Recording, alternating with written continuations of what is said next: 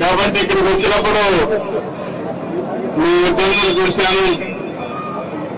ఏదైతే 47,000 క్యూసెక్ నీళ్లు ఒకేసారి వచ్చి అప్పటి 27,000 క్యూసెక్ నిర్మాణాలు పెట్టారు. పంట పొలాలు తమలో కారు ఉంది.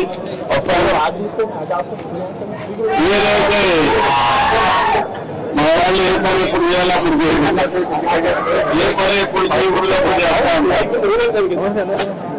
కాబట్టి 27,000 క్యూసెక్ నీళ్లు వదిలిపెట్టారు. ఆ నీళ్లు వదిలిపెట్టకపోతే డ్యాముకి ప్రమాదం వస్తుంది. అప్పుడు ఇంకా ఎక్కువ ప్రమాదం వస్తుంది కాబట్టి ఆ నీళ్లు వదిలిపెట్టారు. దాని ప్రభావం ఈ ప్రాంతాల్లో చాలా ప్రాంతాలు మునిగిపోయినాయి. ఎక్కువగా జగ్గంపేట, కొద్దిగా సిద్ధాపురం, అదే సమయంలో కిందనైతే పిఠాపురం, ఈ ప్రాంతాలు బాగా దెబ్బతినే పరిస్థితి వచ్చింది. కలెక్టర్ గారు సహాయ స్ఫూర్తిగా యాక్ట్ చేశారు.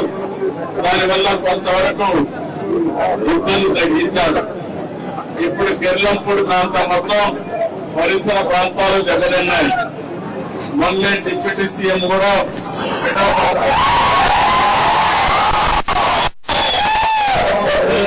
సమీక్ష చేసి అధికారులకు ఆదేశాలు కూడా ఇచ్చారు. దానిపైన నేనైతే 10 రోజులు సందర్భంగా విజయవాడ మొత్తం దెబ్బతింది. ఇవన్నీ జరగడానికి కారణం మీరు ఆలోచిస్తే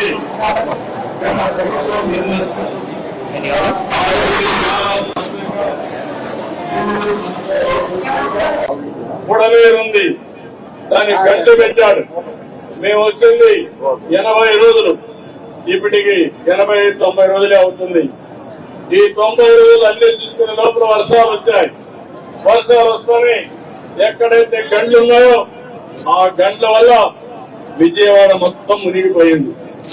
ఒక దుర్మార్గుడు చేసిన పనికి 2,50,000 కుటుంబాలు, 7 లక్షల మంది ప్రజలు 10 రోజులు అందరూ రామచంద్రాన్ని నీళ్లు కూడా లేకుండా అల్లాడే పరిస్థితికి వచ్చారు. వాళ్ళని చూస్తే చాలా బాధేస్తుంది. అధికార యంత్రాంగం అన్ని ప్రయత్నాలు చేశారు. ఈ ఊర్లో పెట్టింటే బోట్లు పెట్టి ఇంటింటికి పోవడానికి ప్రయత్నం చేస్తే ఆ నీటి ఉద్రిక్తో ఎన్డీఆర్ఎఫ్ కూడా లోపలికి పోలేకపోయారు. కొన్ని ప్రాంతాల్లో నేను చూస్తే మంచినీళ్లు కావాలని, పిల్లలకు మంచినీళ్లు ఇవ్వలేకపోతున్నామని పెద్దవాళ్ళు బాధపడే పరిస్థితికి వచ్చారు. ఇంకో పక్క పిల్లల్ని కాపాడుకోవడానికి చిన్న పిల్లల్ని తీసుకొని భార్యను కూడా వదిలిపెట్టి బయట వచ్చే పరిస్థితి వచ్చారు. అంటే ఇద్దరు ఎట్లా చనిపోతాం, బిడ్డలను కాపాడదామని తండ్రి బిడ్డలు తీసుకొని బయట వచ్చే పరిస్థితి, బయట నాకు కనపడి ఏడ్చే పరిస్థితి వచ్చారు. ఇవన్నిటికి కారణం ప్రకృతి చిన్న చూపు తీసింది కానీ నాయకుల యొక్క పాపాలు, ఆనాటి నాయకులు చేసే తప్పులు ఇప్పుడు పాపాలుగా మారే పరిస్థితి వచ్చింది. నేను అందుకే మిమ్మల్ని అందరినీ కోరుతున్నాను, రాబోయే రోజుల్లో ఇలాంటి దుర్మార్గుల రాజకీయాల్లో ఉండడానికి అర్హత లేదు. అది మీరు అందరూ గుర్తుపెట్టుకోవాలి. మొన్న ఓటేశారు, అందరినీ గెలిపించారు. మీ ఆశలకు అనుగుణంగా మేము పనిచేస్తాం, మీ మంచి కోసం నిరంతరం పనిచేస్తాం. మేము ప్రజల మీద పెత్తందారులు కాదు, ప్రజాసేవకులుగానే ఉంటాం. మా ఎమ్మెల్యేలు గాని అధికార యంత్రాంగం గాని ఎప్పుడూ మీకు అందుబాటులో ఉంటుంది. ఒక ఇబ్బంది వచ్చినా మామూలు సమయమైనా మీ మంచి కోసమే పనిచేస్తాం.